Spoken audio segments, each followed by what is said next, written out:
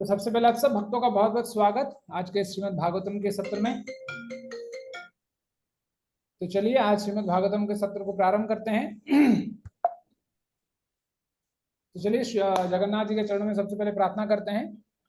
चतुर्भुजा जगन्नाथ कंठ शोभित कौस्तुभः पद्मनाभो वेदागर्भ चंद्र सूर्यः विलोचनाः जगन्नाथ लोकनाथो नीलाद्रीशः परो हरिः दीनबन्धु दया सिंधु कृपालु जनरक्षकाः। बोलिए जगन्नाथ बलभद्र सुभद्रा माई की जय। सुदर्शन चक्र राज की जय। कृष्ण कृपा मूर्ति ऐसी भक्ति वेदांत स्वामी श्रील प्रभुपाद की जय। इसलिए श्रीमद् भागवतम का मंगलाचरण करते हैं, फिर आगे बढ़ाएंगे। ठीक है। सच्चिदानंद रूपाय विश्वतोपत्यादि हेतवे तापत्राय विनाशाय श्रीकृष्णाय वयं नुमः। कृष्णाय नारायणं वन्दे कृष्णं वन्दे व्रजप्रियं कृष्णं द्वैपायनं वन्दे कृष्णं वन्दे वृथासुतम्। ओम नमो भगवते वासुदेवाय। ओम नमो भगवते वासुदेवाय। ओम नमो भगवते वासुदेवाय। नारायणं नमस्कृत्यं नरं चैव नरोत्तमं देवीं सरस्वतीं व्यासं ततो जयमुदीरयेत्। नमस्तस्मै भगवते वासुदेवाय वेदसे नष्ट प्रायेषु भद्रेषु नित्यं भागवतं सेव्या भगवत उत्तम श्लोके भक्ति भगवती नैष्टकी मूकं करोति वाचालं पंगुं लंघ्यते गिरिं यत्कृपातमहं वन्दे परमानंद माधवम। तो चलिए 2 मिनट के लिए हम थोड़ा कीर्तन करते हैं। नमो ॐ विष्णुपादाय कृष्णपृष्ठाय भूतले श्रीमते भक्तिवेदान्त स्वामी इति नामिने नमस्ते सरस्वती देवी गौरवाणी प्रचारिणे निर्विशेषा शून्यवादी पाश्चात्य देशतारिणे जय श्री कृष्ण चैतन्य प्रभु नित्यानंद श्री अद्वैता गदाधर शिवासादि गौर भक्तवृंद। हरे कृष्णा कृष्णा कृष्णा हरे हरे हरे राम राम राम हरे हरे हरे कृष्णा कृष्णा कृष्णा हरे हरे हरे राम राम राम हरे हरे। जय कृष्ण बलराम जय कृष्ण बलराम कृष्ण बलराम जय कृष्ण बलराम जय गौरनिताय जय गौरनिताय गौरनिताय जय गौरनिताय जय जय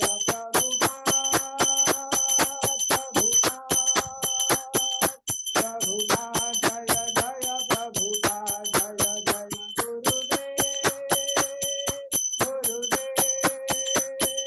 गुरुदेव जय जय गुरुदेव निताय गौर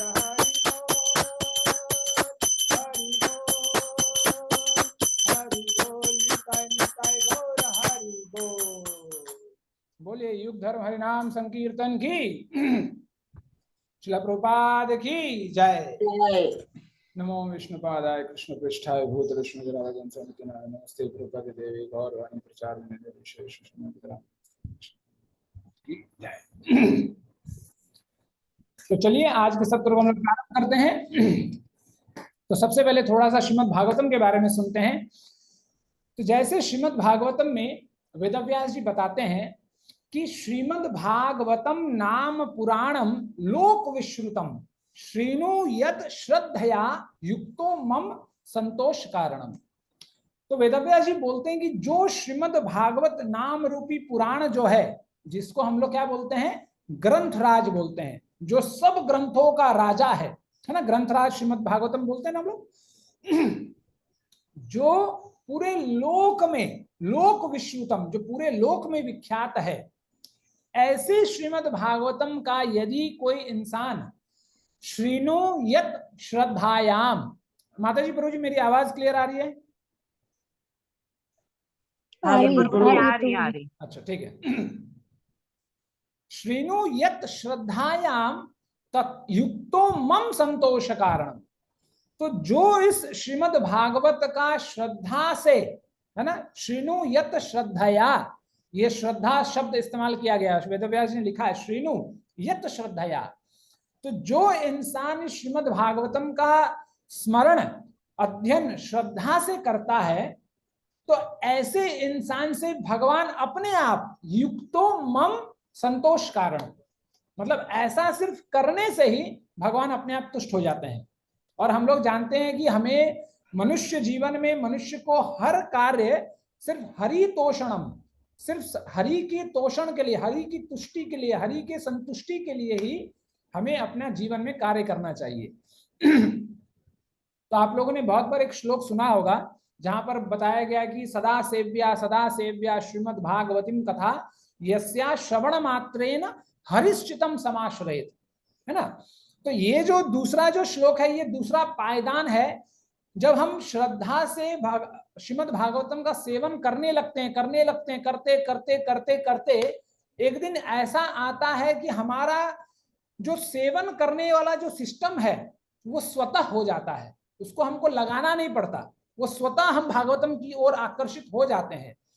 तब जाकर भगवत कृपा से ऐसा भगवान कृपा करते हैं कि भगवान हमारे हृदय में अपने आप हमें प्रकाश प्रदान कर देते हैं, अपने आप प्रकट हो जाते हैं भगवान, हमें और दूसरा कोई कार्य करने की जरूरत नहीं। इसीलिए ये भागवतम की इतनी महत्व दिया जाता है। और बारंबार जब हम लोग, बहुत लोग कहते हैं कि सिर्फ भागवतम सुनने से हो जाएगा, सुनने से हो जाएगा, सुनने से होगा, लेकिन वो सिर्फ पहला पायदान है, अंतिम पायदान नहीं है। दूसरा पायदान क्या है? जब हम सुनेंगे, लेकिन कैसे सुनेंगे? श्रद्धा से। इसीलिए वेदव्यास जी दूसरे जगह में भागवतम में कहते हैं कि जन्म गृहाम भगवतो यह एतत् प्रयतो नरः, कि भगवान के जन्म कर्म को जब हम प्रयत्न पूर्वक, यह एतत् प्रयतो मतलब प्रयत्न पूर्वक, चेष्टा पूर्वक जब हम भगवान के जन्म कर्म को जानेंगे, जानने का प्रयास करेंगे, तब जाकर और आगे क्या कहते हैं, सायं प्रातः गिरनन भक्त्या दुख ग्रमादि विमुच्यते, कि जब हम सुबह शाम रटन पटन में लगे रहेंगे पूरा जबरदस्त तरीके से श्रीमद् भागवतम का, तब जाकर क्या होगा, दुख ग्रमादि विमुच्यते। जैसे हम लोग हमेशा मंगलाचरण में पढ़ते हैं कि नष्ट प्रायेषु भद्रेषु नित्यम भागवतम सेव्या, कि हमारे जीवन से कलमश तब दूर करेगा भागवतम, भगवान तब हमारे जीवन से कलमश दूर करेंगे जब हम भगवान को नित्य सेवा करेंगे, भगवान के सेवा में नित्य जुड़े रहेंगे, तब ये हमारे ऊपर काम करेगा, है ना। जैसे डॉक्टर जब लिखता है कि अच्छा आपको 1 महीने तक दवाई खाना है, लेकिन कभी कभी क्या होता है, हम लोग घर में ही डॉक्टर बन जाते हैं, 10 दिन खाते हैं, फिर बोलते हैं अच्छा ठीक है आप कुछ नहीं करना है। तो वो दवाई जो अल्टीमेट असर करना था, जो आपके मूल से आपका कलमश को निकालना था, बीमारी को जड़ से काटना था, वो नहीं करके वो क्या करता है, ऊपर ऊपर से काटने लगता है। तो जब थोड़ा थोड़ा हाथ पैर में स्वस्थ होने लगते हैं, तो हमें लगता है कि आप ठीक हो गए, अब काम हो रहा है, तो बाद बाकी 20 दवाई नहीं खाते हैं। तो फिर 20 दिन के बाद क्या होता है, 1 महीने के बाद, 2 महीने बाद क्या होता है, फिर वो चलने लगता है। इसलिए भगवान बोलते हैं कि नित्यम भागवतम सेव्या, यही भगवान का प्रिस्क्रिप्शन है कि आपको, हमें जो भागवतम का जो डोज है वो डेली लेना है, सुबह शाम सायं प्रातः गृह्णन् भक्तया दुख ग्रामादि विमुच्यते। तब जाकर ये जो हमारे जीवन में जो इतने कलेश हैं, जिनको हम लोगों ने आमंत्रित कर करके अपने घर में, अपने जीवन में इकट्ठा कर रखा है। जैसे बिल्लभ मंगल ठाकुर कहते हैं कि अनेक जन्म जीत पाप चित्त, है ना, कि अनेक जन्मों में जो पाप हम लोगों ने अर्जित कर रखा है उसको भी आप मार्जन करने में सक्षम हैं। तो उन पापों से धुलाई तब होगा जब हम भागवतम का श्रवण आदि नित्य करेंगे और इसको ही अपना असली जीवन साथी बनाएंगे, तभी जाकर ये हमारे इस जीवन में भी और अगले जीवन में भी काम आएगा। फिर आगे वेदव्यास जी बताते हैं कि इतना सब कुछ सुनने के बाद, सुनने लिखने पढ़ने क्लास अटेंड करने के बाद भी जो इंसान ना शृण्वन्ति ना हृष्यन्ति श्रीमद् भागवतम कथा, है ना, श्रीमद् भागवतम कथा परम, जो ना तो श्रीमद् भागवत की कथा को सुनता है ना सुनकर हर्षित होता है, तो वेदव्यास जी बोलते हैं कि सत्यम सत्यम ही लोकेशः, मैं सत्य कह रहा हूं, सत्य कह रहा हूं। क्या सत्य कह रहे हैं? इस लोक में सत्यम सत्यम लोकेश ही तेषाम स्वामी सदायम, ऐसे इंसान का जो स्वामी है इस लोक में यमराज के अलावा दूसरा कोई नहीं हो सकता। इसीलिए वेदव्यास जी बोलते हैं कि हमेशा हमें जीवन में श्रीमद् भागवतम को सुन के हर्षित होना चाहिए और हमेशा श्रवण करते रहना चाहिए। मतलब इस श्लोक को हम यदि पलट दें तो इसका अर्थ यही हो जाएगा कि जो इंसान सुबह शाम श्रीमद् भागवतम का संग करता है उसके जीवन में कभी यमराज दखल नहीं दे सकते। देखिए भगवान वेदव्यास जी ने कितना फुल प्रूफ लाइफ बनाया कि आप ये काम करो, आप मुक्त ऐसे ही मतलब बैठे बैठे हो जाओगे, आपको कोई ज्यादा जद्दोजहद करने की जरूरत नहीं है। लेकिन फिर भी हम लोग भागवतम का सेवन नहीं करते हैं। ठीक है, इसीलिए हमें प्रयास करना चाहिए जीवन में कि जब मौका मिले तब मौका निकालिए, मौका मिलेगा नहीं, मौका निकाल के श्रीमद् भागवतम का हमें अध्ययन पठन पाठन सब करना है। ठीक है, चलिए आगे। तो आज जो हम लोग आप स्क्रीन में देख ही रहे हैं कि आज हम लोग पहले स्कंद के 9वें अध्याय के बारे में पढ़ेंगे, थोड़ा चर्चा करने का प्रयास करेंगे। तो जिसमें भीष्म के बारे में दिया गया है कि भीष्म पितामह कैसे अपने प्राण त्यागते हैं। तो हम लोगों ने पिछले सत्रों में देखा कि कैसे 8वें अध्याय में भगवान भक्तवत्सल होते हुए अपनी भक्तवत्सलता का प्रमाण देते हुए कैसे राजा परीक्षित की रक्षा करते हैं, और जब राजा परीक्षित की रक्षा हो जाती है, जब पूरा महाभारत समाप्त हो जाता है, तो राजा युधिष्ठिर अपने मन ही मन बहुत गलानी करते हैं। वो सोचते हैं कि इतना बड़ा नरसंहार जो हो गया, एक पिता माता को खोया, पिता पुत्र को खोया, पति पत्नी खोया, पत्नी पति को खोया, इतने लोग एक दूसरे को खोए, तो इन सबका जिम्मेदार मैं ही हूं। तो उनको बहुत तरीके से समझाया जाता है कि नहीं नहीं, आपने ऐसा कुछ नहीं किया, आपके लिए नहीं हुआ है। वेदव्यास जी समझाते हैं, भगवान कृष्ण समझाते हैं, उनके ऋषि धौम्य मुनि समझाते हैं, सबको ही समझाते हैं, बड़े बुजुर्ग जो हैं सब समझाते हैं, लेकिन किसी तरह भी उनका मन जो है तुष्ट नहीं हो पाता। तो ये भी आप कह सकते हैं कि ये भगवान की एक लीला है, क्योंकि जब भगवान बोलते हैं कि सुहृदय सर्वभूतानाम, सबके भगवान हृदय में लगे रहते हैं, सुहृदय हैं भगवान के, सब हित के भगवान। तो अंततः युधिष्ठिर महाराज मतलब संतुष्ट होते ही नहीं।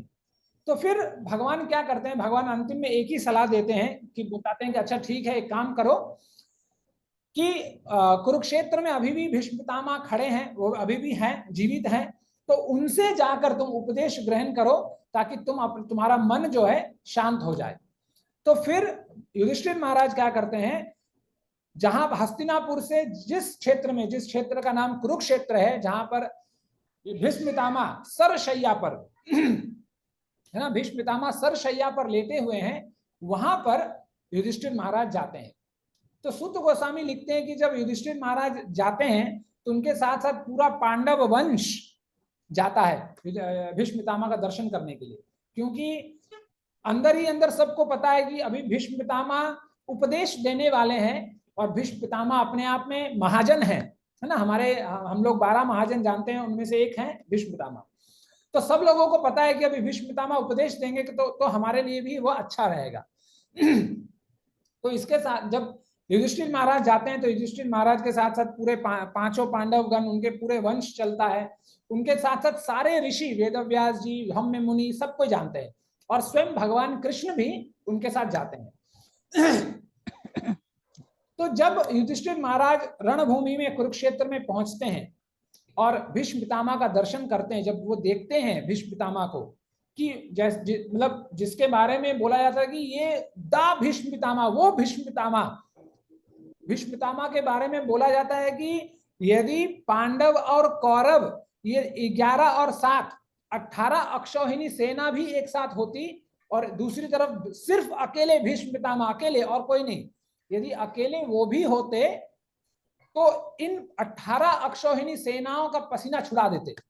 वो भीष्म पितामह आज धराशायी होकर, करलौन के मैट्रेस में नहीं, सरशैया पर, बाणों के शैया पर लेटे हुए हैं। और जब ये युधिष्ठिर महाराज जब भीष्म पितामह को देखते हैं ऐसे, तब उन्हें ऐसा लगता है, ऐसा प्रतीत होता है उन्हें कि कोई साक्षात कोई देवता ही स्वर्ग से आकर नीचे गिर गया हो। हाँ, उन्हें लगता है कि आसमान से कोई देवता आकर नीचे गिरकर लेटा पड़ा है। तो जब ये युधिष्ठिर महाराज देखते हैं और भीष्म पितामह तक वो जब पहुंचते हैं, फिर बीच में सूत गोस्वामी बहुत बहुत लोगों का वर्णन करते हैं कि कैसे मतलब पूरे ब्रह्मांड में जितने भी, चाहे कोई ब्रह्म ऋषि हो, महर्षि हो, राज ऋषि हो, चाहे कोई भी हो, जितने सतोगुणी लोग थे, सब लोग यह स्थिति जानकर कि भीष्म पितामह सरशैया पर लेटे हुए हैं, महाभारत का खेल खत्म हो चुका है और अंतिम पड़ाव भीष्म पितामह पर टिका है, तो भीष्म पितामह क्या कहना चाहते हैं, इसलिए सब लोग आकर, तो वहां आप देखेंगे कि वेदव्यास जी पूरा डिटेल में वर्णन करते हैं कि कैसे कश्यप मुनि, अत्रि मुनि, सुखदेव गोस्वामी भी आते हैं, वेदव्यास जी तो आते ही हैं, ऐसा कहकर बहुत सारे राजऋषि, महर्षि, लोग आते हैं, देव ऋषि नारद मुनि भी आते हैं, पर्वत मुनि भी आते हैं, सब लोग आते हैं। तो यहाँ पर बताया गया है कि जब सब लोग आते हैं तब भीष्म पितामह, जो शारीरिक रूप से सामर्थ्य नहीं था जिनका, लेकिन फिर भी वो यथाशक्ति सबको सम्मान प्रदान करते हैं। तो देखिए, मैं मतलब आगे जाने से पहले मैं एक बात बताऊं, यहाँ पर जो उपदेश भीष्म पितामह युधिष्ठिर महाराज को देने वाले हैं वो बहुत संक्षिप्त में भागवतम में है। इसका पूरा इन डिटेल विस्तार में महाभारत में दिया गया है, जिसको एक खंड के नाम पे, एक खंड ही है जिसको शांति पर्व बोलते हैं। शांति पर्व में सिर्फ भीष्मदेव ने युधिष्ठिर महाराज को उपदेश दिया है 2 विषयों पर, एक है निवृत्ति मार्ग, दूसरा है प्रवृत्ति मार्ग, मतलब वैराग्य और राग। तो भगवत प्राप्ति हमें जीवन में कैसे हो सकता है, एक इंसान को अपना जीवन, चाहे वो प्रवृत्ति मार्ग में हो, चाहे वो गृहस्थी हो, चाहे वो ब्रह्मचारी हो, वो चाहे किसी भी मार्ग में हो, वो अंततः अपना जीवन उसको कैसे बिताना चाहिए, इसमें पूरा विस्तार पूर्वक उस शांति पर्व में भीष्म पितामह ने बताया है। तो ये शांति पर्व में भीष्म पितामह ने बहुत कुछ बताया है, लेकिन उसमें ऐसी बहुत सारी बातें हैं जो सबके लिए लागू नहीं होती। इसलिए जैसे अभी 2 सप्ताह पहले मेरे ख्याल से सुभाव प्रभु बता रहे थे, मेरे संडे के क्लास में, भक्ति रसामृत सिंधु के क्लास में बता रहे थे कि हमारे जीवन में ज्ञान का कितना महत्व होता है, कि यदि आपके जीवन में ज्ञान नहीं होगा तो आप संडे को, जैसे प्रभु जी एग्जाम्पल दे रहे थे कि संडे को आप इस्कॉन मंदिर आ रहे होंगे तो रास्ते में कोई मिल जाता है, बोलता है कहाँ जा रहे हो, आप बोलेंगे इस मंदिर जा रहे हैं, आज मंगला आरती है, दर्शन आरती है, कीर्तन है, तो वो बोलेगा कि अरे ये सब क्या फालतू में नाचना गाना, ये सब फालतू है, चलो शिरडी बाबा के मंदिर चलो, देखो अभी विभूति निकाल के तुम्हें बाबा जी दिखाएंगे और अभी तुम्हें बेटा मिल जाएगा, संपत्ति, धन दौलत, पति पत्नी सब मिल जाएगा। तो हम लोग क्या करते हैं, उसी में भड़क जाते हैं और उधर चलने बनते हैं। क्यों? क्योंकि हम उस युग में रह रहे हैं जिस युग में हमें क्षणिक में, एक क्षण में रिजल्ट चाहिए, है ना, फटाफट रिजल्ट चाहिए, इंतजार का हमारे पास मौका नहीं है, हमें इंतजार करना ही नहीं है। तो उस युग में हम रह रहे हैं। तो इसीलिए आपको समाज में ऐसे बहुत सारे लोग मिलेंगे जो शांति पर्व को, खास करके दूसरे संप्रदाय के लोग जो शांति पर्व को एक टारगेट लेकर चलते हैं, कि शांति पर्व में बहुत सारे ऐसे बात बताए गए हैं जो आप अपने बुद्धि से पढ़ेंगे, अपने आंखों से पढ़ेंगे तो आपको अनुचित लगेगा, अरे अरे ऐसा ऐसा क्यों बोला गया, ऐसा तो नहीं होना चाहिए, तो गलत बात है। लेकिन भीष्म पितामह आपको पता होना चाहिए, इसलिए मैं आपको क्लैरिफाई कर रहा हूं, ताकि कभी आपको अपने जीवन में कोई ऐसा मिल जाए तो आप ये बता सके उनको। भीष्म पितामह जो है 12 महाजन है, शुद्ध भक्तों में एक भक्त भीष्म पितामह का नाम आता है। और भीष्म पितामह को समय, स्थिति और परिस्थिति के अनुसार किस समय क्या वाक्य, कब क्या बोलना चाहिए, कब क्या कैसे करना चाहिए, 100% पूर्ण रूप से उन्हें ज्ञान है। ठीक उसी प्रकार जिस प्रकार जब एक ऐसा समय था हमारे सनातन धर्म में जब लोग शास्त्रों का खंडन करते थे, शास्त्रों के विपरीत ही चलते थे, तो भगवान स्वयं गौतम बुद्ध का अवतार लेकर आए और उन्होंने शास्त्रों को दबाया। उन्होंने बोला कि शास्त्र और वेद होते ही नहीं, जो भी होते हैं मैं हूं और मैं जो बोल रहा हूं उसको सुनो, है ना।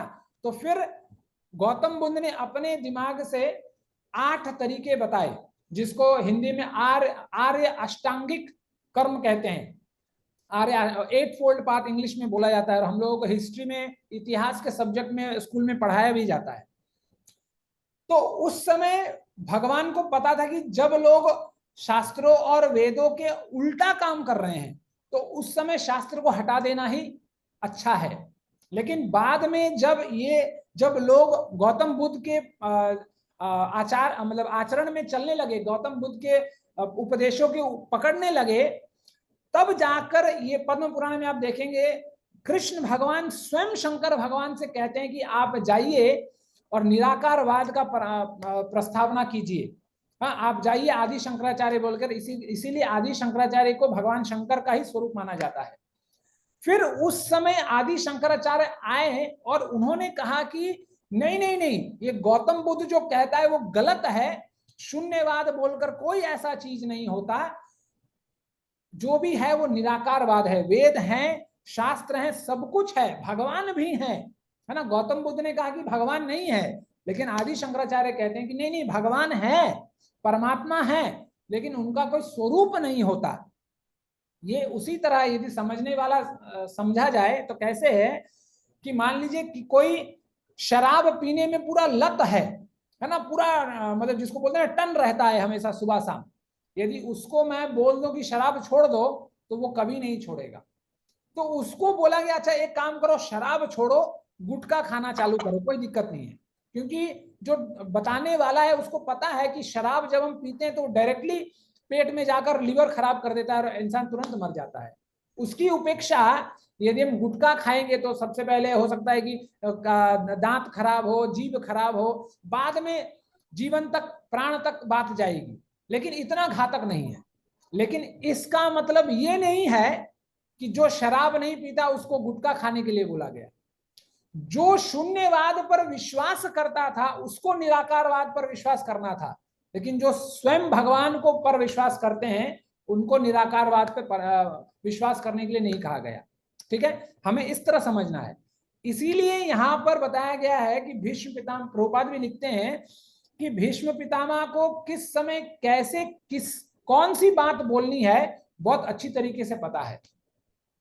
और फिर आगे चलकर प्रभुपाद बताते हैं कि भीष्म पितामह जो है यथा सामर्थ्य सब लोगों को, जो इतने लोग आए, शुभदेव महाराज आए, वेदव्यास जी आए, पर्वत मुनि आए, नारद मुनि आए, जो जैसा इंसान है, जो जिसका जैसा पर्सनालिटी है, उसके हिसाब से भीष्म पितामह ने उसको वैसा स्वागत किया, है ना। तो इसीलिए बोला जाता है कि हमें जीवन में आतिथ्य करना कभी नहीं भूलना चाहिए। हमें हमेशा याद होना चाहिए कि हमें कैसे लोगों का आतिथ्य करना है। जब भी हमारे घर में कोई लोग आते हैं, यदि आपको भगवान ने बहुत धन संपत्ति दिया है तो बहुत जोरों शोरों से, जितना आपका सामर्थ्य है उसके हिसाब से आपको अपने अतिथि का आतिथ्य करना चाहिए। लेकिन जैसे भीष्म पितामह की स्थिति थी कि भीष्म पितामह शारीरिक रूप से सामर्थ्य नहीं थे, फिर भी वो मृदु वचन बोलकर, है ना, अच्छे वचन बोलकर सबको निमंत्रण देते हैं, सबको बुलाते हैं, सबको प्यार देते हैं।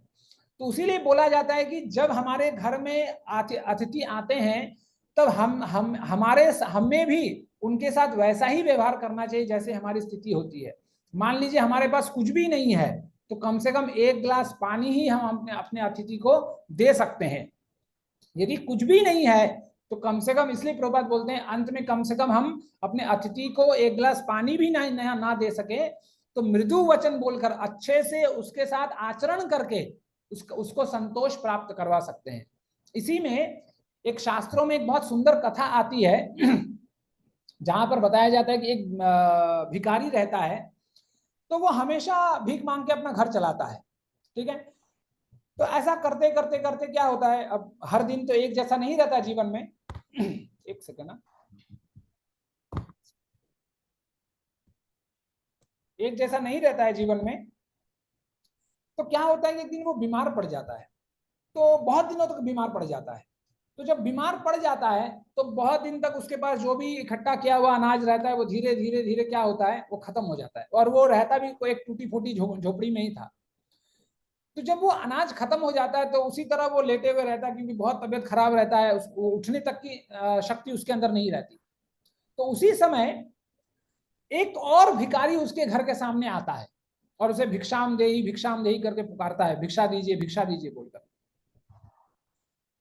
तो किसी तरह वो भिखारी जो है किसी तरह लड़ते पड़ते गिरते पड़ते उठता है और दरवाजे तक जाता है और उस भिखारी का हाथ पकड़कर अंदर खींच के उसको ले आता है। जब वो ले आता है तो वो जो दूसरा भिखारी होता है वो भी सोचता है यार हाथ पकड़ के अंदर क्यों ले जा रहा है भाई, क्या दिक्कत है इसके साथ। तो उसको पता चलता है बड़ा बीमार उमार है, हो सकता है कुछ मदद चाहिए हो। तो क्या करता है, फिर वो अपने आंगन में जाता है। तो वो आंगन में जब जाता है, आंगन से क्या करता है, उसके आंगन में जो बहुत फल फूल पौधे लगे हुए रहते हैं, तो वहां से जमीन से क्या करता है, वो एक मुट्ठी मिट्टी निकालता है और उसको बोलता है कि हाथ फैलाओ। तो वो हाथ जब फैलाता है तो वो एक मुट्ठी मिट्टी जो है उसके हाथ में दे देता है। तो वो दूसरा भिखारी जो रहता है वो अचंभित होकर उसको देखता है कि अरे ये क्या कर रहा है, बड़ा अटपटा सा कार्य। तो ये जो पहला भिखारी रहता है वो कहता है कि भाई मैं जानता हूं कि तुम्हारा इस मिट्टी से कोई काम नहीं, तुम्हारा इससे कोई लाभ भी नहीं होगा।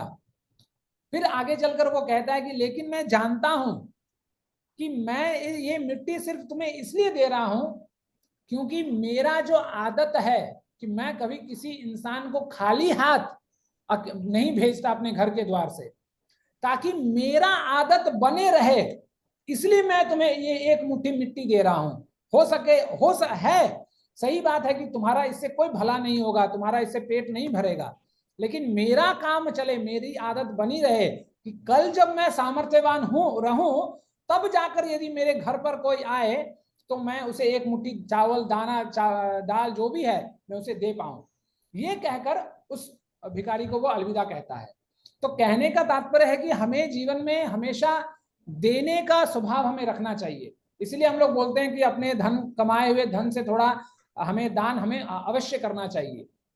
इसलिए अतिथि जो होता है वो भगवान का ही स्वरूप होता है। और देखेंगे बहुत सारे ऐसे हमारे शास्त्रों में ऐसे कथाएं हैं कि भगवान जब जब आते हैं किसी ना किसी अतिथि के रूप में आ जाते हैं हमें टेस्ट करने के लिए। इसीलिए कभी भी हमें अतिथि का अपमान नहीं करना चाहिए। नहीं तो अतिथि के ऊपर तो एक फिल्म भी बन गया है कि अतिथि तुम कब जाओगे। कि आजकल कोई अतिथि आता है हमारे घर में तो हम उसका आदर सत्कार नहीं करते हैं, बस मन ही मन सोचते हैं कि भाई कब जाए और झमेला खत्म हो, है ना। दिमाग खराब कर दिया, सुबह शाम सत्कार करवा करवा के हालत खराब कर दिया। तो हमें अतिथि को भगवान का ही स्वरूप मानना चाहिए और ये बात भीष्म पितामह बहुत अच्छी तरीके से जानते हैं। इसलिए जितना उनका सामर्थ्य था उतने उसके हिसाब से ही वो सबका आदर सत्कार करते हैं। ठीक है, और हमें भी अपने अतिथि का आदर सत्कार अवश्य करना चाहिए। चाहे वो अतिथि के रूप में एक कुत्ता ही हमारे घर में क्यों ना आ जाए, उसे भी हमें रोटी डालना नहीं भूलना चाहिए। ठीक है, चलिए कोई पढ़ना चाहेगा माता जी, प्रभु जी?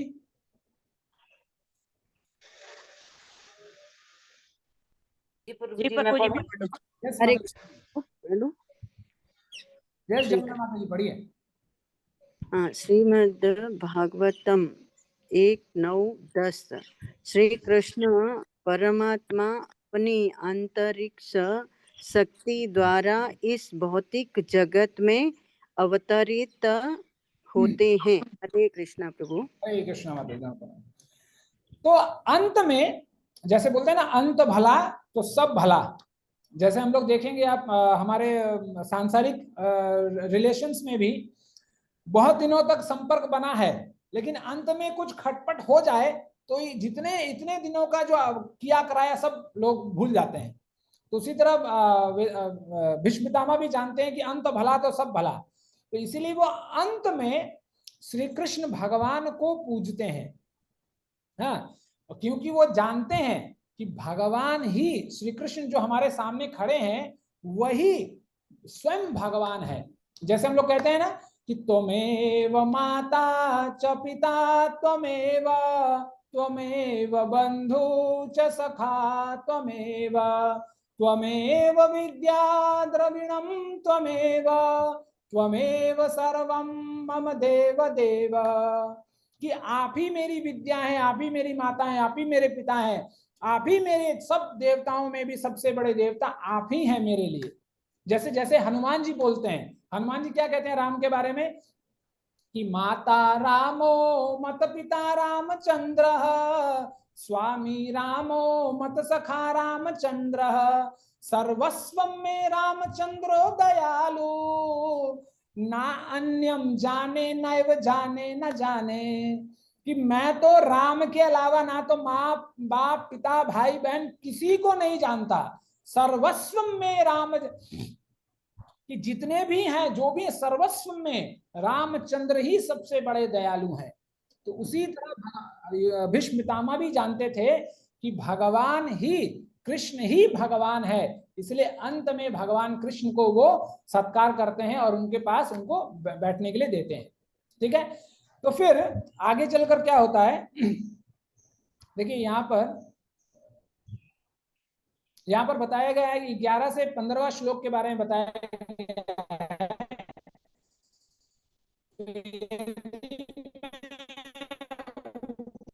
ऊपर से बोल दूं तो थोड़ा मजा, जहां पर भीष्म पितामह कहते हैं, तो मेरी आवाज आ रही है माता जी, प्रभु जी? जी प्रभु जी आ रही है। हाँ प्रभु, आ रही है। अच्छा, तो एक एक श्लोक हम लोग पढ़ेंगे और फिर हम लोग इस पर थोड़ा चर्चा करेंगे, ठीक है?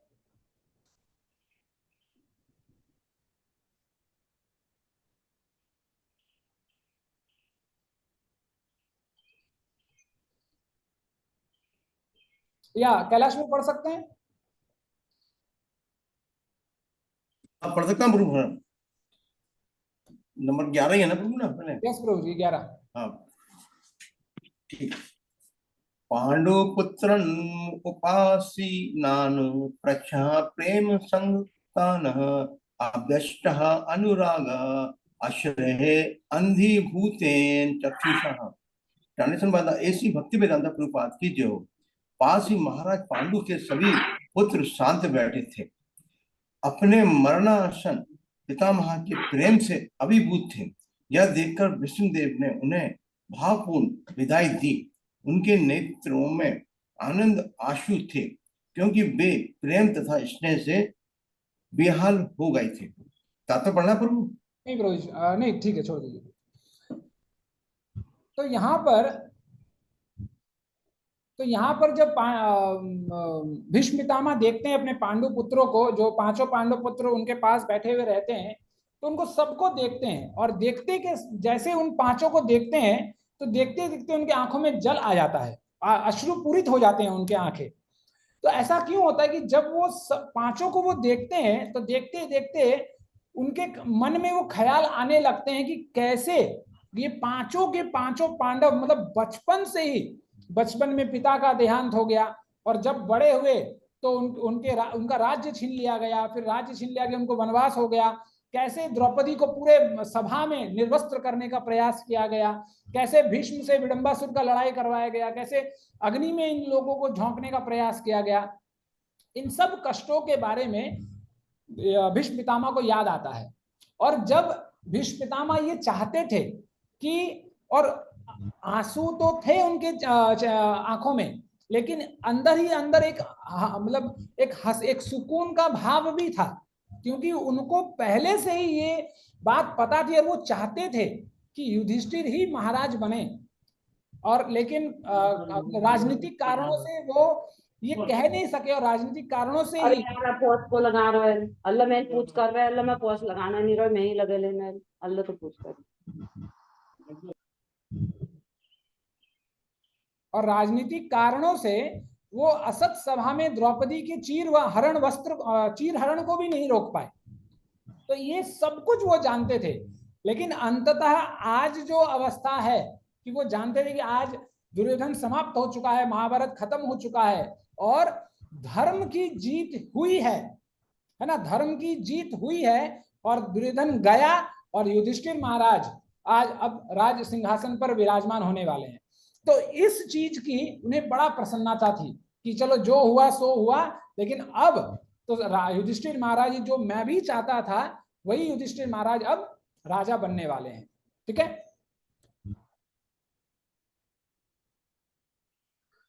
पढ़िए 12 नंबर माता जी प्रभु जी कोई पढ़ना चाहता है तो। यस माता जी।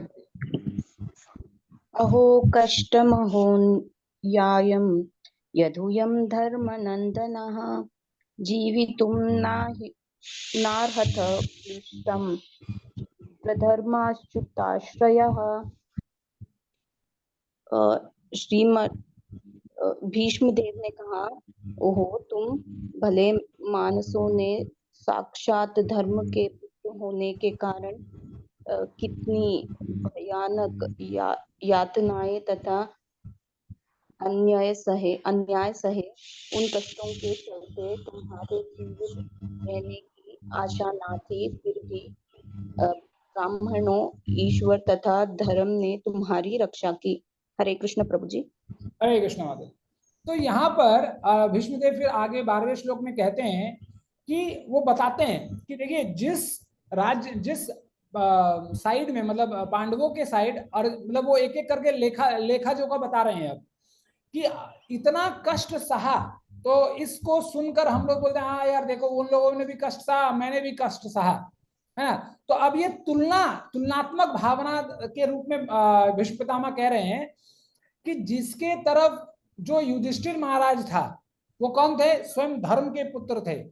भीम जो थे वो कौन थे, वायु के अवतार थे। अर्जुन जो थे वो क्या थे, इंद्र का एक अंश थे। और उनको मतलब क्या बोलते हैं, जैसे नर नारायण के बारे में हमने सुना है, तो नर का ही स्वरूप अर्जुन है। और नकुल और सहदेव वो कौन थे, अश्विनी के अंश थे, जो अपने आप में देवताओं के अंश थे। लेकिन उनके जीवन में भी आपत्ति आई, आपत्ति रुकी नहीं, उनके जीवन में भी आपत्ति आई। तो फिर भीष्म पितामह हमें कहना चाहते हैं जब उनके जीवन में आपत्ति आ सकती है तो हम किस खेत के चकुंदर हैं कि हमारे जीवन में आपत्ति नहीं आएगी। लेकिन फिर भीष्म पितामह क्लैरिफाई करते हैं कि लेकिन जो इंसान 3 चीजों के आश्रित रहता है, पहला है भगवान, दूसरा है ब्राह्मण या वैष्णव, और तीसरा क्या है, कोई पढ़ा है, किसी को याद है? भगवान, ब्राह्मण, वैष्णव और धर्म। ये तीनों चीजों के जो आश्रित रहता है, चाहे कितनी भी विपत्ति क्यों ना आए जीवन में, अंततः विजय इन जैसे लोगों को ही मिलता है। तो फिर प्रभुपाद वहां बहुत बड़ा तात्पर्य देते हैं और कहते हैं कि जो इंसान ब्राह्मण वैष्णव मतलब जो गुरु के आश्रित रहता है, जो गुरु के आश्रित रहता है उसका कोई कुछ बाल भी बांका नहीं कर सकता।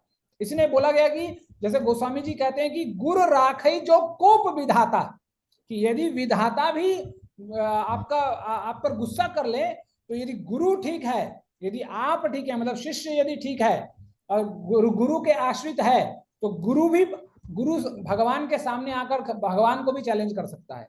इसलिए गोस्वामी जी कहते हैं कि गुरु राखई जो कोप विधाता।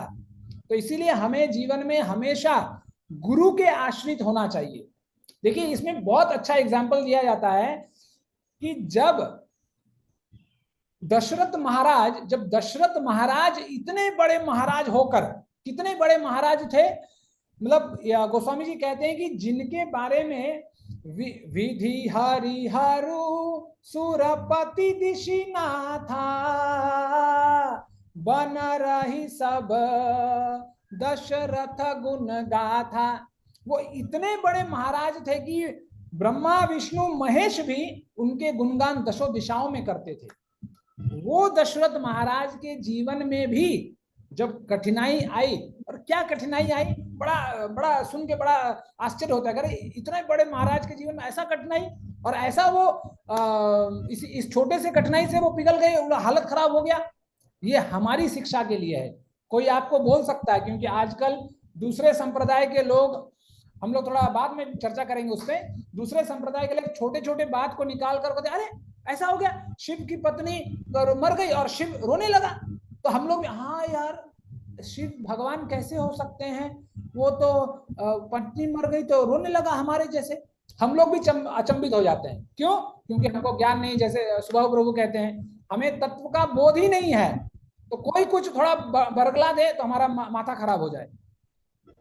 तो इसीलिए दशरथ महाराज के जीवन में भी जो इतने बड़े महिपाल थे, गोस्वामी जी लिखते हैं कि एक बार भूपति मन माही भय गलानी। क्या हुआ? भय मोरे सुत नाही। मतलब इतने बड़े दशरथ महाराज को भय गलानी हुआ जीवन में। क्या गलानी हुआ?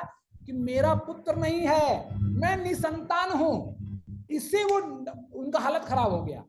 लेकिन उस स्थिति में भी वो क्या किए? गुरु गृह गए तुरत महिपाला, चरण लागी करी विनय विशाला। उस स्थिति में भी मैं राजा हूं ये नहीं सोचकर, बस इतना सोचा कि मैं मुसीबत में हूं तो मुझे कहां जाना चाहिए? गुरु आश्रय। वो गुरु के आश्रम तुरंत धाए। ये लिखा हुआ है कि गुरु गृह गए हो तुरंत महिपाला, कि तुरंत, और आओ देखा ना ताओ, तुरंत गए गुरु के गृह, गुरु आश्रम, गुरु से उपदेश लेने के लिए। तो हमें ये शिक्षा क्या मिलती है हमें जीवन में, कि जब हमारे जीवन में कोई परेशानी आए तो हमें सुसाइड नहीं कर लेना चाहिए। जब हमारे जीवन में कोई परेशानी आए तो दूसरों को गाली नहीं देना चाहिए। जब हमारे जीवन में कोई परेशानी आए तो बोतल उठाकर टनाटन होकर नाली के पास पड़े नहीं रहना चाहिए। क्या करना चाहिए? गुरु के पास जाना चाहिए। वही हमारा पार लगा सकता है। यही हमारे शास्त्र हमें शिक्षा देते हैं। लेकिन हम ना तो शास्त्र पढ़ते हैं ना ज्ञान है, बस यही बात पे चर्चा होती है। किसी ने कह दिया शिव की पत्नी मरी तो शिव रोया, और हम भी उसके पीछे पीछे हल्ला मचाने लगे, अरे यार ये कैसा, I think Shiva is God. ये टैग लाइन आ जाता है कि आई थिंक, मतलब तुम्हें पता ही नहीं है कि भगवान शंकर भगवान है या नहीं, तुम्हें पता ही नहीं है। इंग्लिश में तुम बोल रहे हो कि आई थिंक, है ना। आजकल मार्केट में बड़ा जोरों शोरों से है, आपको सुनने मिलेगा कुछ दिन में। तो इसीलिए हमें खुद के संप्रदाय का, खुद के शास्त्रों का ज्ञान ही नहीं है। तो कुछ लोग आते हैं, भड़का देते हैं, हम भड़क जाते हैं। इसीलिए ये जो शास्त्र हैं, ये जो कथाएं हैं, हमें सिखाने के लिए है कि हमारे जीवन में क्या हो सकता है। फिर ये हो गया गुरु ब्राह्मण, जो भी आप मान लीजिए। फिर भगवान, जैसे अभी कल हाँ शुक्रवार था, कल सुबह गुरु बता रहे थे कि असुर कौन है? जो शास्त्रों का खंडन करते हैं, जो शास्त्रों को पालन नहीं करते, जो शास्त्रों को नहीं पढ़ते। शास्त्रों को पढ़ने का मतलब क्या है? भगवान के उपदेशों का पालन करना, क्योंकि शास्त्र जो है वो भगवान के ही है। धर्मम तू साक्षात भगवत प्रणीतम, कि धर्म क्या है? जो भगवान ने बनाया है वही धर्म है, जो भगवान कहते हैं वही धर्म है, और दूसरा कोई धर्म नहीं है ना। जैसे महाभारत में आपने ये स्टोरी सुना होगा कि जब भीष्म पितामह खड़े निशस्त्र हो जाते हैं और अर्जुन को भगवान कहते हैं कि अब मार इसको, मार मार, लेकिन अर्जुन बोलता है नहीं मैं नहीं मार पाऊंगा, नहीं मार पाऊंगा, छटपटाता है। तो उस समय भगवान अपना प्रण तोड़कर पहिया उठा लेते हैं रथ का, भीष्म पितामह की ओर दौड़ते हैं। तो अर्जुन जो है भगवान के चरणों को पकड़ कर कहता है कि नहीं नहीं भगवान मत मारिए, आप अपना प्रण मत तोड़िए, मत तोड़िए। तो जब इस स्थिति को देखकर भीष्म पितामह मतलब इतने वियल हो जाते हैं कि अपने अस्त्रों को छोड़ देते हैं। और जब कृष्ण भगवान ये देखते हैं कि भीष्म पितामह निशस्त्र हैं, तब अर्जुन को बोलते हैं कि रोना पीना बंद कर, उठ और मार भीष्म को। तो भीष्म पितामह उस समय कहते हैं कि अरे कृष्ण, मैं निशस्त्र हूं और तुम अर्जुन को मुझ पर वार करने के लिए कह रहे हो, क्या यही धर्म है? तो भगवान उस समय भीष्म पितामह कहते हैं कि धर्म वो नहीं जो आप कहते हैं, धर्म वो है जो मैं कहता हूं। कि आपकी धर्म की वाणी उस समय कहां गई थी जब द्रौपदी का चीरहरण हो रहा था। इसीलिए धर्म क्या है? धर्म वही है जो भगवान कहते हैं, धर्म और कुछ नहीं जो अरे गहरे लोग कहते हैं। कोई बाबा कोई आ जाए, कोई भी कहे, कुछ कह दे, वो धर्म नहीं। धर्म वो है जो हमारे सनातन शास्त्रों में कहा गया है। ठीक है, इसीलिए जो भी शास्त्र, जो भी ग्रंथ वेदव्यास जी द्वारा लिखे गए हैं, उनको भगवान की ही वाणी पूर्ण रूप से माननी चाहिए और उनका अनुसरण आंख बंद करके, है ना, आंख बंद करके गुरु के अनुगत्य में हमें उनका पालन करना चाहिए। तो ये एक हो गया ब्राह्मण और गुरु और एक भगवान, और दूसरा है धर्म। तो धर्म के विषय में जैसे कठोपनिषद कहता है कि धर्म रक्षति रक्षितः। कठोपनिषद कहते हैं कि जो धर्म की रक्षा करते हैं, जो धर्म के नीति नियमों का पालन करते हैं, उनका धर्म स्वयं रक्षा करता है। तो भीष्म पितामह यही कह रहे हैं कि चाहे तुम वायुदेव के अवतार हो, धर्म के पुत्र हो, अश्विनी कुमार हो तुम कुछ भी, लेकिन तुम्हारे जीवन में विपत्ति आई, लेकिन जो इंसान भगवान का, गुरु का, धर्म का आश्रय कभी नहीं छोड़ता, उनके जीवन में बड़े से बड़ा आपत्ति आकर भी टल जाता है। आप भगवत गीता में देखिए, तब तक अर्जुन छटपटा रहे थे जब तक उन्होंने आत्मसमर्पण नहीं किया। जब अर्जुन ने कृष्ण को गुरु माना और अर्जुन ने कहा शिष्यते अहम साधि माम त्वं प्रपन्नम, कि मैं शिष्य हूं और आपको समर्पण करता हूं। यही होता है ना दीक्षा में कि शिष्य कले दीक्षा शिष्य करे आत्मसमर्पण, दीक्षा काले शिष्य करे आत्मसमर्पण। कि दीक्षा क्या है कि जब हम आत्मसमर्पण कर ले गुरु के चरणों में, तब जाकर गुरु हमें उपदेश देता है और तब जाकर हमारा अंतकरण शुद्ध होकर हम भगवत प्राप्ति के पथ पर चल पड़ते हैं। तो जब तक हम गुरु, भगवान और धर्म को नहीं पकड़ेंगे, तब तक हमारा पतन निश्चित है। और एक बार हम पकड़ लिए तो उसके बाद कितना भी बड़ा बवंडर क्यों ना आए, हो सकता है थोड़ा हम लोग हिल जाएं, लेकिन गुरु को यदि पकड़े रहेंगे तो कोई हमारा पतन नहीं करवा सकता। तो इसीलिए यहाँ पर हमें शिक्षा देने के लिए भीष्म पितामह अर्जुन के विगत जन्मों के बारे में, युधिष्ठिर महाराज कौन है, ये सब कुछ बताते हैं ताकि हम समझ सकें और हम पूरे डटे रह सकें। बुरे से बुरे समय में भी हम टूटे नहीं, क्योंकि हमारा सनातन धर्म हमें यही सिखाता है कि धर्म क्या है, जो धारण करने योग्य है। और यदि हम धर्म को पकड़ के रखे हैं तो कोई हमें मिटा नहीं सकता। और आप इतिहास देखिए खोलकर, ना जाने कितने असंख्य लोग आए, ऐसे तो बहुत सारे लोग होंगे जिनका नाम ही भी नहीं यार इतिहास में, इतने कितने सारे लोग आए जिन्होंने सनातन धर्म को नस्तनाबूद करने का प्रयास किया, लेकिन आज भी सनातन धर्म ज्यों का त्यों बना हुआ है। इसलिए किसी शायर ने कहा कि कुछ बात है कि हस्ती मिटती नहीं, है ना, कुछ बात है कि हस्ती मिटती नहीं। इसलिए यदि हम अपने धर्म को पकड़ के रखेंगे, आंखें खोलकर, ठीक है, इन्हें आंखें बंद करके किसी ने कुछ कह दिया और हम चल दिए उसके पीछे पीछे, आंखें खोलकर पूरे प्रमाणिक तरीके से, प्रमाणिक गुरु के आश्रय में यदि हम रहकर धर्म का आचरण करेंगे, धर्म को समझेंगे, धर्म को जिएंगे, तो हमारा पतन हो ऐसा हो ही नहीं सकता। इसीलिए ये बात इतना स्पष्ट तरीके से प्रभुपाद भी पूरे तात्पर्य में लिखते हैं। ठीक है, तो नेक्स्ट श्लोका जो है वो क्या है, 13 नंबर। पढ़िए रीता माता जी पढ़िए।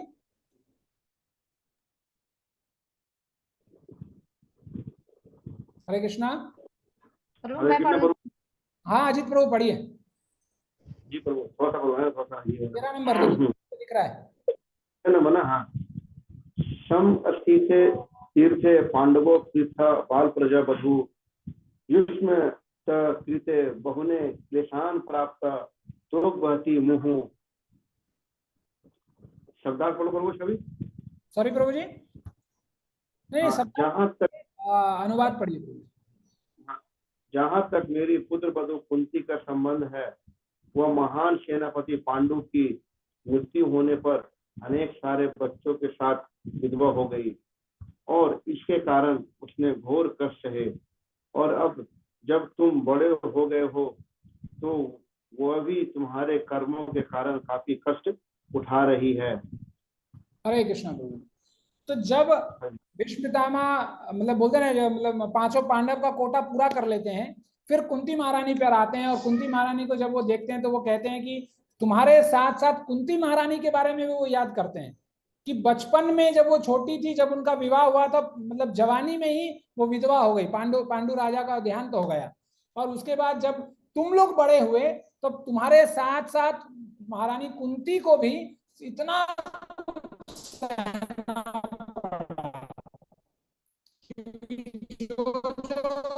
पांडु पुत्रों को सहना पड़ा। मेरी आवाज आ रही है प्रभु जी माता जी आपको? ब्रेक हुई थी प्रभु जी। अच्छा अभी ठीक है? आ रही है, अब आ रही है। हाँ, तो कुंती महारानी पे वो अलग से इसलिए कह रहे हैं क्योंकि वो बचपन में भी दुखी थी, बचपन में भी उनको दुख मिला और जवानी में भी दुख मिला। तो इसीलिए वो और उन्होंने और वो ये भी कहते हैं कि वो उन्होंने चुपचाप सब कष्ट वो सहती गई। तो फिर प्रभुपाद तात्पर्य में लिखते हैं क्योंकि भीष्म पितामह ये जानते थे कि उनके किस्मत में ही है, इसीलिए बोला जाता है कि जो तकदीर में है उसको कोई नहीं मिटा सकता। जो विधाता ने जो हमें लिख दिया है, विधाता का लेखनी तो राम भी नहीं बदल पाए, वो भी हमें शिक्षा देने के लिए वनवास गए, है ना। कृष्ण को भी अपना घर छोड़ना पड़ा अपने विधाता के लेखनी को दिखाने के लिए और अपने कर्मों की दिव्यता को दिखाने के लिए। इसीलिए गोस्वामी जी कहते हैं कि विधि करतब पर किछु ना बसाई, कि विधि का जो विधान है उसके ऊपर हमारा किसी का बस कभी नहीं चलता। तो जो है जैसा है उसको भगवान का ही प्रसाद मानकर उसके साथ साथ हमें जीना सीखना चाहिए। तो यही बात भीष्मदेव जी पांडवों को सिखा रहे हैं। ठीक है, अब है 14 नंबर श्लोक, पढ़िए मैं पढ़ूं प्रभु जी? माता जी पढ़िए। पढ़ती हूँ प्रभु जी, सॉरी प्रभु जी, नेट काम नहीं करे मोबाइल। पढ़िए शकुंतला माता जी। मैं पढ़ूं? हाँ माता जी पढ़िए। सर्व काले कृतम मनये भवताम च यद प्रियम सपालो यद से लोको वायेव रिव घनावली।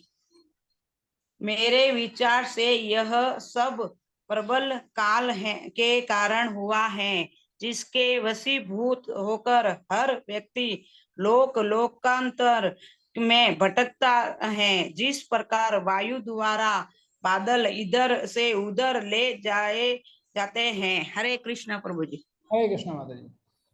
तो अब जो भीष्म पितामह जो है वो क्या बता रहे हैं, काल का प्रभाव बता रहे हैं कि काल इतना प्रबल होता है, जैसे भगवान कहते हैं कर्मणा गहना कर्मणो गति, कि कर्म की गति इतनी गहन होती है, चाहे अब कितना भी हाथ पैर मार लीजिए, यदि होना है तो होगा ही, उसमें कोई दो राह नहीं। इसीलिए भीष्म पितामह कहते हैं कि इसका ये जो भी हुआ है सबको तुम्हें कैसे देखना है कि बस इतना ही सोचो कि हमारे किस्मत में था, हुआ है, हमने स्वीकार भी किया और उसको स्वीकार करते हुए आगे चलो। क्यों? क्योंकि ये जो काल है, जैसे भगवान स्वयं कहते हैं गीता में, अहम कालो अस्मि, ये काल भी भगवान का ही स्वरूप है। इसीलिए वेदव्यास जी भागवत में बहुत सुंदर लिखते हैं कि कालो बलियान बली नाम भगवान ईश्वरो अव्यः प्रजा काल्यते क्रीडन पशुपालो यथा पशु, कि ये जो काल है इतना बलवान है। बलवान क्यों है? क्योंकि ये स्वयं भगवान का ही स्वरूप है, भगवान का ही अंश है। और फिर वो आगे वेदव्यास जी लिखते हैं कि प्रजा काल्यते क्रीडन, कि भगवान ये जो पूरा जो प्रजा, भगवान की जो प्रजा, ये पूरा ब्रह्मांड जो है भगवान की प्रजा है, तो भगवान इस प्रजा को कैसे चलाते हैं? पशु पालो यथा पशु।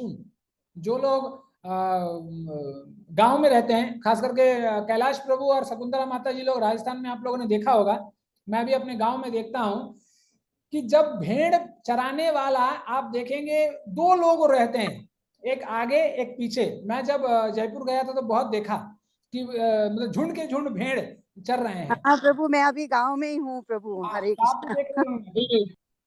तो रोज देखती हूँ। तो चराने वाले दो होते हैं और भेड़ कितने होते हैं? 100-200। तो वही चीज यहां पर भगवान कह रहे हैं कि प्रजा काल्यते क्रीडन पशु पालो यथा पशु, कि जैसे वो भेड़ चराने वाला इतने एक दो होकर ही इतने सारे भेड़ियों को संभालता है, उसी तरह भगवान एक होकर ही इतने बड़े ब्रह्मांड को अकेले चलाते हैं।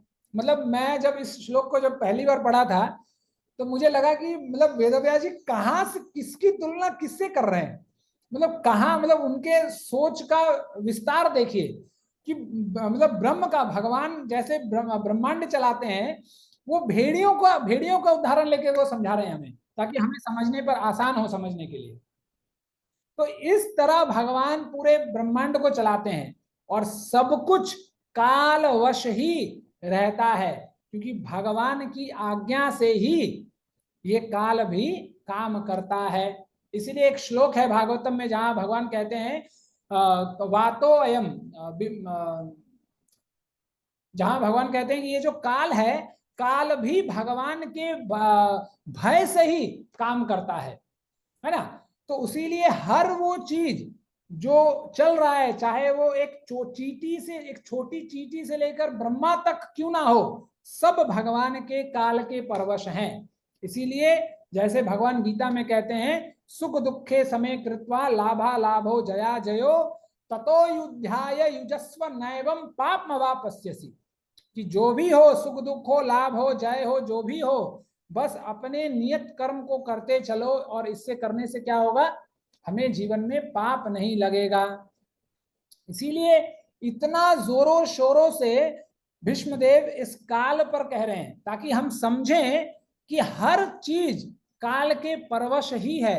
हम करोड़पति क्यों ना हो, महंगा से महंगा इंजेक्शन, महंगा से महंगा दवाई मरते हुए इंसान के मुंह में क्यों ना ठूसा जाए, फिर भी जिसकी मृत्यु आ गई है उसको हम नहीं रोक सकते। इसीलिए अगले श्लोक में देखिए भीष्मदेव कहते हैं, हाँ पढ़िए, एक माता जी ने हाथ उठाया, डॉक्टर माता जी। मैं पढ़ूं प्रभु जी? यस माता जी पढ़िए। शुरू कर दे। यत्र धर्मसुतो राजा गदापाणि बकोदरः कृष्णो अस्त्री गांडीवं चापम सुहृत कृष्ण स्तो विपत। अनुवाद तथा तात्पर्य कृष्ण के प्रमुख श्री श्रीमद ऐसी भक्ति वेदांत स्वामी प्रभुपाद की जय। ओ अटल काल का प्रभाव कितना अद्भुत होता है, इसे काटा नहीं जा सकता। नहीं तो धर्मराज के पुत्र युधिष्ठिर, गदाधारी महान योद्धा भीम तथा गांडीव अस्त्र धारण करने वाले बलशाली महान धनुर्धर अर्जुन एवं सबसे बढ़कर पांडवों के प्रत्यक्ष हितैषी भगवान श्री कृष्ण के होते हुए विपत्तियां क्यों आती। हरे कृष्णा प्रभु। हरे कृष्णा माता जी, दंड प्रणाम। तो देखिए यहाँ पर हमारे अहंकार का खंडन किया गया है ना। कभी कभी हम लोग सोच लेते हैं अरे हम तो कोई कंपनी के सीईओ ही हैं, कोई डायरेक्टर है, कोई प्रोड्यूसर है, कोई कोरियोग्राफर है, बहुत कुछ हम लोग हैं, है ना, करोड़पति हैं, खूब पैसा गिनते हैं। तो यहाँ पर हमारे एक एक करके, मतलब SIP में भीष्म पितामह ने हमारे अहंकार का खंडन किया है और बता रहे हैं कि जहां युधिष्ठिर जो धर्म का पुत्र है, जहां इतना बड़ा अर्जुन धनुर्धारी है, गांडीवधारी धनुर्धर बोला जाता है, जो दोनों हाथों से तीर एक साथ चलाना जानता हो, जो इतना बड़ा पहलवान भीम है, जो वायु का अवतार है, वायु भगवान का, और सोने पे सुहागा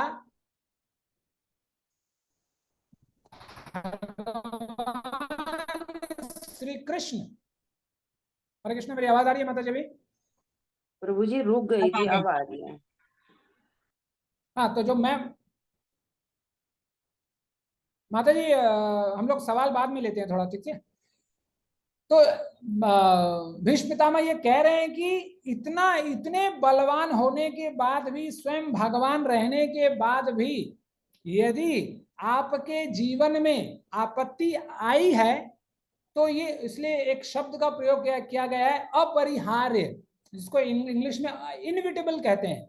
इनविटेबल या अपरिहार्य का मतलब है ये आपके जीवन में होना ही होना है, इसमें कोई दो राह नहीं है। तो यही युधिष्ठिर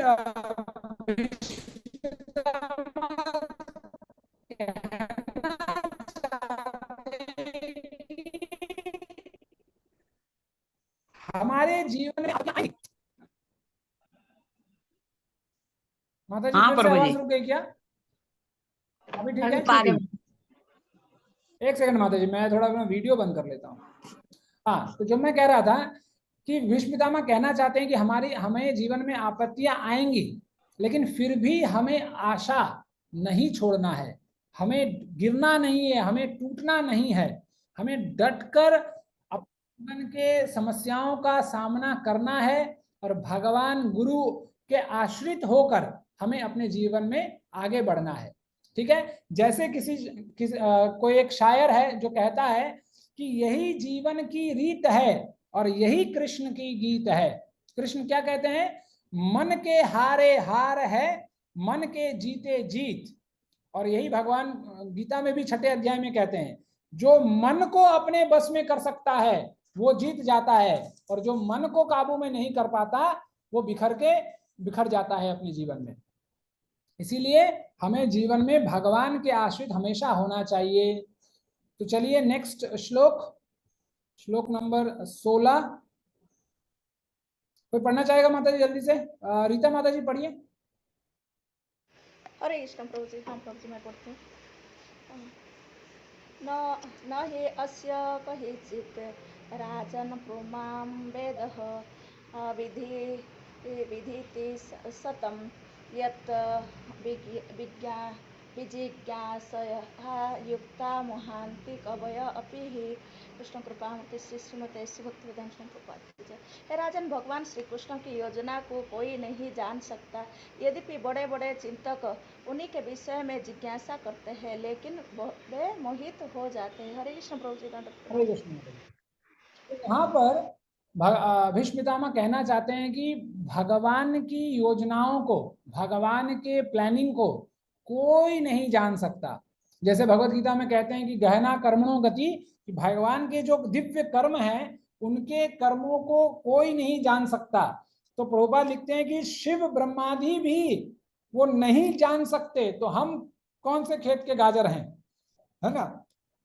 तो इसीलिए जब हमारे जीवन में किसी भी प्रकार का कोई घटना घटती है तो यही सोचकर हमें स्वीकार करना चाहिए कि ये भगवान का ही दिया हुआ है, ताकि हम सुधर सके, सतर्क हो सके अपने जीवन में, और सतर्क होकर भक्ति की ओर और आगे चलें। तो इसीलिए फिर भीष्म पितामह युधिष्ठिर महाराज को कहते हैं कि जो अभी तक हुआ है, हो गया है, उसके लिए चिंता मत करो। अब तुम्हें सिंहासन पर बैठना है, राज्य संभालना है, और जो असहायक हैं उनको सहायक प्रदान करना है, क्योंकि पूरा का पूरा कौरव वंश था जिनकी पत्नियां थीं, और उनकी पत्नियां अब उनका कोई देख रेख करने वाला नहीं था। तो भीष्म पितामह ये चाहते थे कि जो पांडवों के साथ हुआ वो कौरवों के संबंधियों के साथ ना हो, और इसीलिए भीष्म पितामह बहुत खुश भी थे, क्योंकि उनको पता था कि युधिष्ठिर महाराज अपने आप में स्वयं धर्म है। मतलब आप कह सकते हैं कि धर्म का साक्षात अवतार ही युधिष्ठिर महाराज थे। तो ये वो जानते थे कि पूरे राज्य का भार वो अच्छे से संभाल सकते हैं, और सब कर्तव्य अपने जीवन में वो अच्छे से करेंगे। इस चीज पर वो बहुत खुश थे भीष्म पितामह। और वो ये जानते थे कि नीति के हिसाब से, नीति नियमों के हिसाब से जो राजा अपने राज्य का पालन अच्छे से नहीं करता है, उसे अंत में नरक में जाना पड़ता है। इसीलिए वो ये बात युधिष्ठिर महाराज को एक्सप्लिसिटली कह रहे हैं कि तुम्हें अपने राज्य का भरण पोषण करना है, असहायकों का सहायक तुम्हें बनना है। और साथ ही साथ भीष्म पितामह खुश भी थे कि अधर्म का हार हुआ है, धर्म जीता है, युधिष्ठिर महाराज सिंहासन पर बैठने वाले हैं। इसलिए ये जो उपदेश है भगवान भीष्म पितामह अर्जुन युधिष्ठिर महाराज को बता रहे हैं। ठीक है, फिर आगे चलकर देखिए ये बहुत अच्छा श्लोक है। जीता माता जी पढ़िए।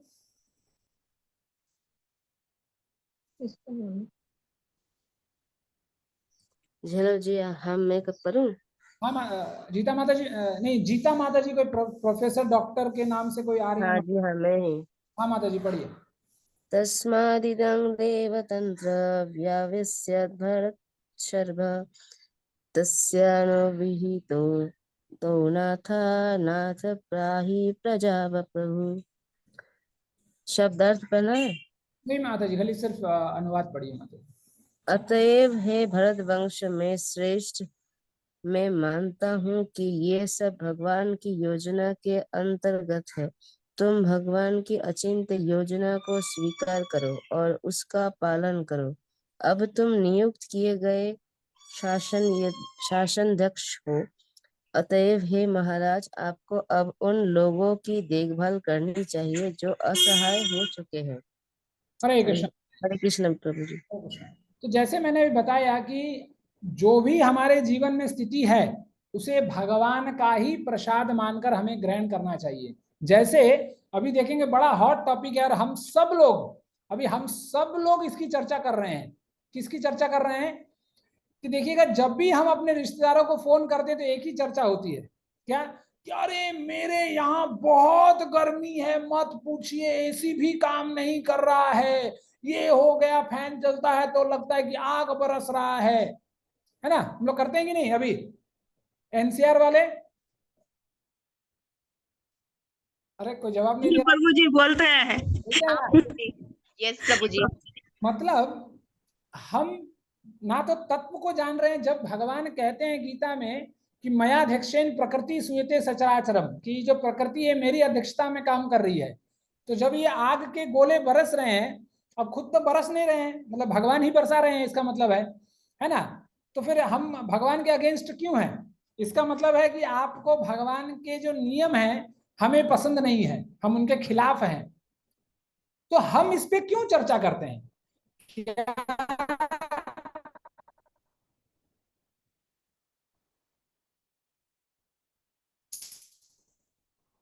आवाज रुक गई प्रभु जी, आवाज रुक गई प्रभु जी। हाँ माता जी, अब ठीक है? हाँ अब ठीक है माता जी? जी प्रभु। जी प्रभु जी। हाँ, तो हम इस पर चर्चा करते क्यों हैं? क्या हम गर्मी हो रहा है तो खाना पीना छोड़ देते हैं, ऑफिस दुकान जाना बंद कर देते हैं, अपने बच्चों को पालना छोड़ देते हैं? नहीं तो ऐसा कौन सा कार्य है ये बताइए जिसको हम गर्मी के कारण हम बंद कर देते हैं? ऐसा कोई कार्य है अपने जीवन में? नहीं है। लेकिन फिर भी हम कोसते रहते हैं प्रकृति को, अरे गर्मी हो गया, गर्मी हो गया, गर्मी हो गया। तो क्या क्या हो गया? गर्मी के सीजन में यदि गर्मी नहीं होगा तो जो व्यवस्था प्रकृति के माध्यम से बनाया गया है वो व्यवस्था चलेगा कैसे? है ना? तो फिर हम क्यों कंप्लेन करते हैं? ठंड में ठंड हो गई, ठंड हो गई, ठंड हो गई, ठंड हो गई, हम लोग कंप्लेन क्यों करते हैं? इसको हम अपने हर साल हम देखते हैं और हर साल एक ही चीज हम दोहराते हैं कि देखो गर्मी आ गई, सर्दी आ गई, गर्मी आ गई, सर्दी आ गई। अरे गर्मी आ गई तो कूलर है, पंखा है, ठंडा पानी है, और ठंड आ गई तो स्वेटर है, जैकेट है, पहन के आराम से अपना व्यवस्था चलाइए। लेकिन हम लोग क्या हम यदि किसी काम के लिए किसी को फोन करते हैं तो 10 मिनट के बाद में 5 मिनट का अपना काम का बात करते हैं और 5 मिनट बस गर्मी और ठंड का ही डिस्कशन होता है। तो इसका मतलब है कि हम भगवान के नियमों के खिलाफ हैं। तो फिर हमें भगवान का आशीर्वाद प्राप्त होगा, कृपा प्राप्त होगी? नहीं होगी। क्यों? क्योंकि हम भगवान के खिलाफ बात करते हैं हमेशा। इसीलिए यहाँ युधिष्ठिर महाराज कह रहे हैं कि भीष्म पितामह कह रहे हैं कि जो तुम्हारे जीवन में आया है उसको लेकर चलो बस, और आगे बाएं आए बाएं मत देखो। ठीक है, अगला श्लोक पढ़िए माता जी, ये बहुत सुंदर श्लोक है, पढ़िए इसको। हरे कृष्णा। रीता हरे कृष्ण प्रभु जी। हरे एव वे भगवान्यश्च न एव वे भगवान्स्यक्ष दाद्यो नारायणापमान मोहयन्माया लोकं गुरश्चरति वश्निषु। शब्दार्थ, हे श्री कृष्ण अकल्पनीय आदि भगवान ही है। ये प्रथम नारायण अर्थात परम भोक्ता है, लेकिन ये राजा विष्णु के वंशजों में हमारी ही तरह विचरण कर रहे हैं और हमें स्वसृजित शक्ति के द्वारा मोहग्रस्त कर रहे हैं। हरे कृष्ण प्रभु जी। देखिए यहाँ पर ये बहुत अच्छा एक सबूत है और ये श्लोक आप लोग नोट कर सकते हैं और आप याद भी कर सकते हैं। यदि कोई पूछता है कि भगवान कृष्ण कैसे हैं तो ये श्लोक आप कोट कर सकते हैं, आपके दीक्षा में भी आप लिख सकते हैं कि भीष्म पितामह क्या कहते हैं, एष वै भगवान साक्षात् आदो नारायण पुमानः मोहयन्माया लोकम गूढ़श्चरति विष्णुषु। कि ये जो श्री कृष्ण मतलब भीष्म पितामह युधिष्ठिर महाराज को संबोधित करते हुए कह रहे हैं कि ये जो कृष्ण तुम्हारे सामने खड़ा है ये साक्षात नारायण है और पुमान, पुमान का मतलब क्या है, जो परम भोक्ता है। जैसे भगवान गीता में कहते हैं भोक्तारम यज्ञतपसाम सर्वलोक महेश्वरम सुहृदम सर्वभूतानाम ज्ञात्वा माम शांति मृच्छति। और जो इस कॉन्सेप्ट को जान लेता है, जो ये जान जाता है कि भगवान ही भोक्ता है, उसको परम शांति की प्राप्ति होती है। तो भीष्म पितामह कहते हैं कि ये जो भगवान कृष्ण है ये साक्षात नारायण है, भगवान है, और ये अपनी शक्ति से स्वयं सृजित अपनी ही शक्ति से आए हैं और अपनी ही शक्ति से हमें मोहित करके रखते हैं। तो भगवान की दो शक्तियां हैं, एक है बहिरंगा शक्ति, दूसरी है अंतरंगा शक्ति। तो जब जीव माया में आता है, सांसारिक जीवन में आता है, तो भगवान की बहिरंगा शक्ति से वो हमेशा मोहित हुए रहता है। तो इसीलिए हमें जीव को तटस्था शक्ति, जिसको इंग्लिश में मार्जिनल पावर कहते हैं, मार्जिनल शक्ति कहते हैं, तो उसको तटस्था शक्ति कहा जाता है हिंदी में। तो भगवान जो जीव जो है वो हमेशा भगवान की बहिरंगा और अंतरंगा शक्ति में हमेशा डूबे हुए रहता है। इसीलिए भगवान को समझना इतना मुश्किल होता है। क्यों? क्योंकि हम भगवान के शरणागत नहीं लेते, और जब शरणागति ले लेते हैं तो भगवान अपना माया खींच लेते हैं और हम भगवान को समझ पाते हैं। तो यहाँ से एक चीज साबित होता है कि भगवान कृष्ण स्वयं नारायण हैं। और इसमें आप देखेंगे ये जो श्लोक आप देख रहे हैं, ये आप देखिए, ये प्रथम नारायण अर्थात परम भोक्ता है। मतलब भगवान कृष्ण जो है सब नारायणों का मतलब विष्णु का सोर्स है। विष्णु कहाँ से प्रकट होता है? भगवान कृष्ण के अंदर से ही, भगवान कृष्ण से ही विष्णु प्रकट होते हैं। इसलिए यहाँ बोला गया है कि ये प्रथम नारायण है। नारायण तो बहुत है, चतुर्भुज नारायण है, लेकिन वो चतुर्भुज नारायण भी जो है भगवान कृष्ण से ही प्रकट होते हैं। ठीक है, आगे चल पढ़िए। हरे कृष्ण प्रभु जी, मैं पढ़ती हूँ। माता जी पढ़िए श्लोक नंबर 19 प्रभु जी। अस्य अनुभावं भगवान् वेद गृह्यातमं शिवः देवऋषिः नारदः साक्षात् भगवान कपिलः नृपः। हे राजन, शिव जी, देवर्षि नारद तथा भगवान के अवतार कपिल, ये सभी प्रत्यक्ष संपर्क के द्वारा भगवान की महिमा का विषय में अत्यंत गोपनीय जानकारी रखते हैं। हरे कृष्ण प्रभु जी। हरे कृष्ण माता जी।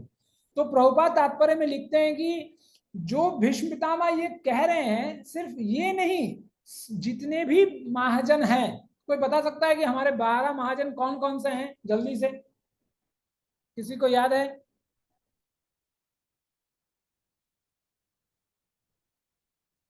हरे कृष्णा, मेरी आवाज आ रही है? प्रभु जी बिल्कुल भी आ रही है। प्रभु जी ब्रह्मा, नारद जी, शिव। सॉरी, कौन कौन? प्रभु जी ब्रह्मा, नारद जी, शिव भगवान। ब्रह्मा जी, दूसरा नारद जी, और तीसरा कौन है? शिव भगवान। हाँ, चौथा? हाँ, भगवान। आप किसी का आवाज नहीं आ रहा। चौथा कौन है? भगवान प्रभु जी और कौन भगवान? हरे कृष्णा कपिल भगवान। कपिल भगवान प्रभु जी, श्री अच्छा, कपिल चौथा भगवान कपिल भगवान। पांचवा कौन है? और प्रहलाद मुनि, प्रहलाद। प्रहलाद जी, पांच हो गए। प्रहलाद जी और भीष्म देव भीष्म देव और प्रभु जी मनु, कौन? जनक महाराज, शील सुखदेव गोस्वामी जी हैं प्रभु जी। कौन कौन गोस्वामी है? सुखदेव गोस्वामी, शील सुखदेव गोस्वामी प्रभु जी और बलि महाराज। बलि महाराज। और कौन है? हाँ, और यमराज प्रभु जी। यमराज हैं। 10 हो गए। जनक विषम देव, कौन है? ऋषभ देव। विषम देव, जनक महाराज, जनक महाराज हो गया माता जी, रीता माता जी ने बता दिया। विषम देव प्रभु जी, ऋषभ देव नहीं है 12 महाजनों में। और कौन है?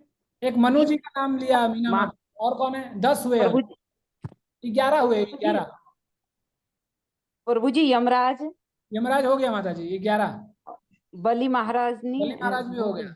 हो गया। और कौन है? तो 11 हुए। और कौन है? यमराज, यमराज तो हो गया माता जी। ब्रह्मा, देखिए ऊपर से याद कीजिए, याद करने का तरीका है, ऊपर से याद कीजिए, आपको याद रहेगा। सृष्टि कैसे ऊपर से स्टार्ट हुआ? सबसे पहले ब्रह्मा जी। ब्रह्मा जी सबसे पहले पुत्र कौन है? 4 कुमार, ठीक है। उसके बाद है नारद। तो ये पूरे तीनों एक ही परिवार में आ गए, ठीक है। उसके बाद शंकर भगवान 4, फिर कपिल भगवान 5, फिर उनके नीचे आइए सुखदेव महाराज, कितना हो गए? 6। फिर उनके नीचे भक्तों का लाइन है, ठीक है, जैसे बलि महाराज, जनक महाराज, और कौन है? बलि महाराज, बलि महाराज हो गया। फिर भीष्म पितामह, फिर लास्ट में यमराज। तो ऐसे आप करेंगे तो आपको याद करने में आसानी होगी। और जिन भक्तों को 17 लोग हैं इसमें, मतलब 17 लोगों को आज का होमवर्क है, अब सब लोगों को याद करना है। विक्रम माता जी, प्रभु जी, ठीक है। 12 महाजन कौन कौन है आपको याद करना है सब लोगों को। ठीक है प्रभु जी। चलिए आगे। तो फिर आगे प्रभुपाद लिखते हैं कि हमें किसकी बातों पर विश्वास करना चाहिए। इसलिए यहाँ भीष्म जी कहते हैं कि ये बात ब्रह्मा, नारद और शिव भी कहते हैं कि यही कृष्ण ही स्वयं भगवान है।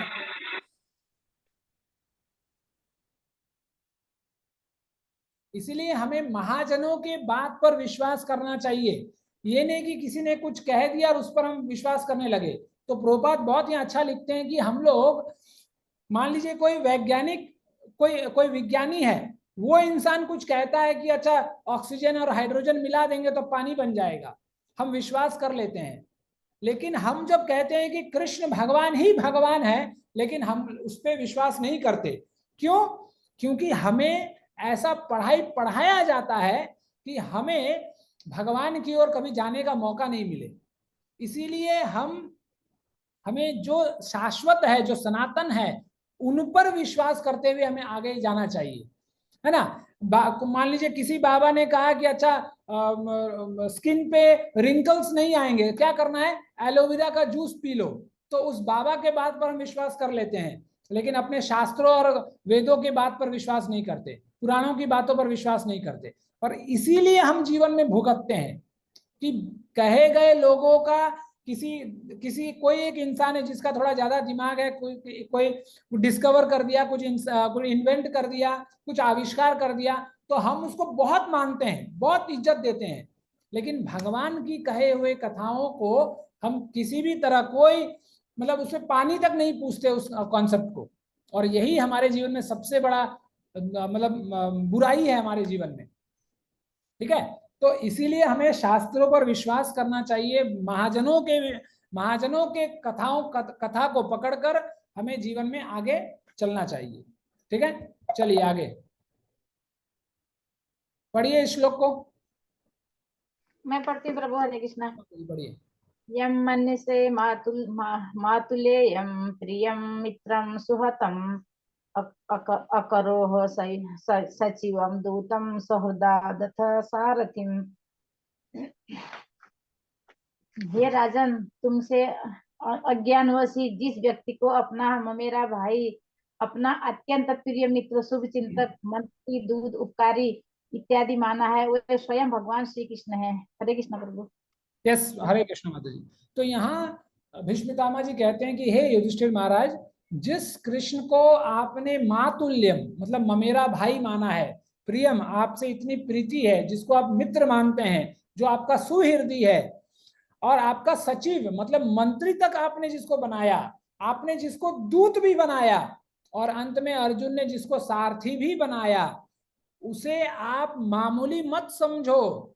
वो हर जगह हर स्थिति में भगवान ही है। और यही बात भगवान गीता में कहते हैं, जब वो कहते हैं कि मेरा हर कार्य जो है वो दिव्य होता है ना। जब भगवान कहते हैं जन्म कर्म चौ में दिव्य में एवं यो वेति तत्वतः, कि भगवान का हर कार्य जो है हमेशा दिव्य होता है, लौकिक नहीं होता। इसलिए चाहे वो मंत्री बने, दूत बने या सारथी बने, हर स्थिति में भगवान कृष्ण हमेशा भगवान रहते हैं। पढ़िए इसको माता जी। श्लोक ना प्रभु। यस माता जी, पढ़िए। अस्य अनुभवं भगवान वेदं गुहतमं शिवः देवर्षि नारदः साक्षात् 21 नंबर पढ़ना है माता जी, स्क्रीन में दिख रहा है। कौन सा? 21 नंबर। 20 नंबर ना प्रभु। 21 ठीक है प्रभु। सर्वात्मनः समदसो हाद्य यस्यायन हंकृतेः तत्कृतं मति वेश्यं निवध्यस्य न क्वचित्। पूर्ण पुरुषोत्तम भगवान होने के कारण वे प्रत्येक के हृदय में विद्यमान हैं। वे सब पर समान रूप से दयालु हैं और पक्षपात के मिथ्या अहंकार से सर्वथा मुक्त हैं। अतएव वे जो कुछ करते हैं वह भौतिक उन्माद से मुक्त होता है। वे समदर्शी हैं। हरे कृष्ण प्रभु। तो यहाँ पर युधिष्ठिर महाराज, भीष्म पितामह युधिष्ठिर महाराज जो कहते हैं कि भगवान सुहृदय सर्वभूता नाम है, कि भगवान सबके हृदय में। इसीलिए वेदव्यास जी लिखते हैं तस्मात् सर्व आत्मनः राजन हरि सर्वत्र सर्वदा।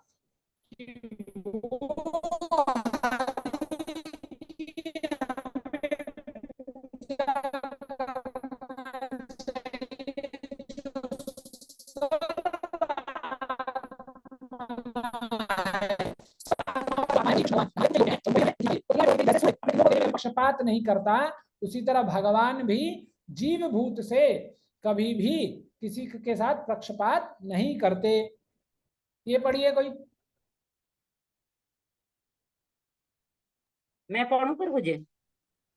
तथापि एकांत भक्तेषु पश्य भूतानु अनुकंपितं यत् मे असून त्वज्जो साक्षात् कृष्ण दर्शनम जागृतः।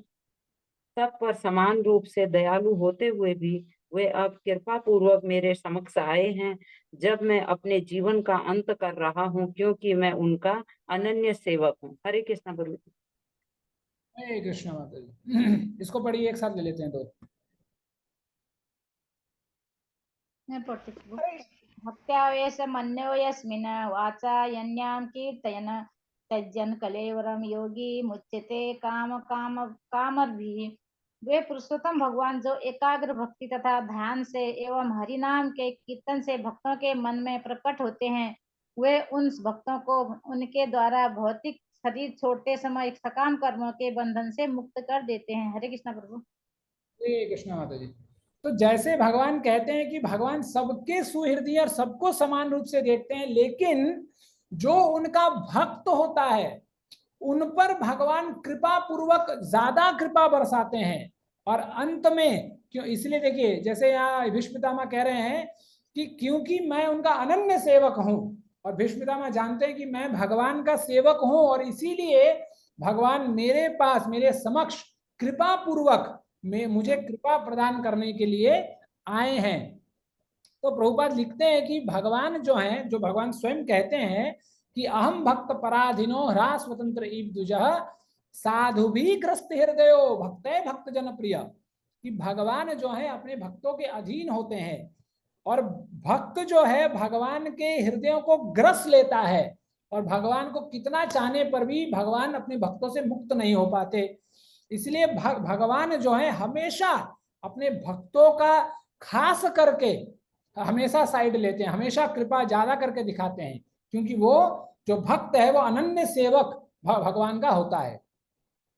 उसके बाद फिर भीष्म पितामह कहते हैं कि भक्त्या वैश्य मनो यस्मिन वाचा यत्नाम कीर्तयनः, बोलते हैं कि जो भगवान हमारे एकांतिक भक्ति से और भगवान के नाम कीर्तन से इतने खुश हो जाते हैं कि जब हम शरीर छोड़ने का उस समय आता है तो भगवान खुद आते हैं और हमारे जितने भी सकाम कर्म हैं उन सब सकाम कर्मों के बंधनों से हमें मुक्त कर देते हैं। लेकिन हमें भगवान अपने सकाम कर्मों से मुक्त तब करेंगे जब उससे पहले हमें कुछ करना पड़ेगा। क्या करना पड़ेगा? एकाग्र भक्ति।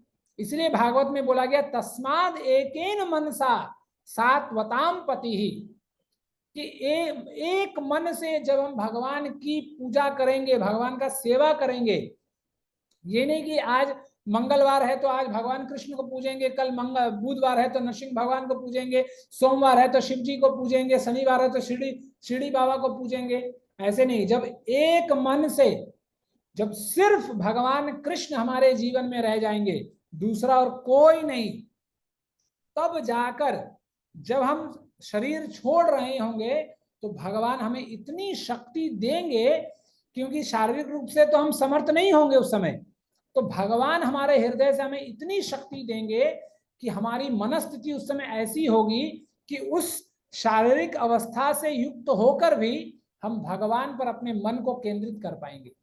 और जब हम ऐसा कर लेंगे तो हमारे सकाम कर्म के बंधन छूट जाएंगे, हमारा मन भगवान के चरणों में लग जाएगा और हम भगवत धाम चले जाएंगे। इसी बात को दूसरे अंत श्लोक में भीष्म पितामह कहते हैं। पढ़िए माता जी।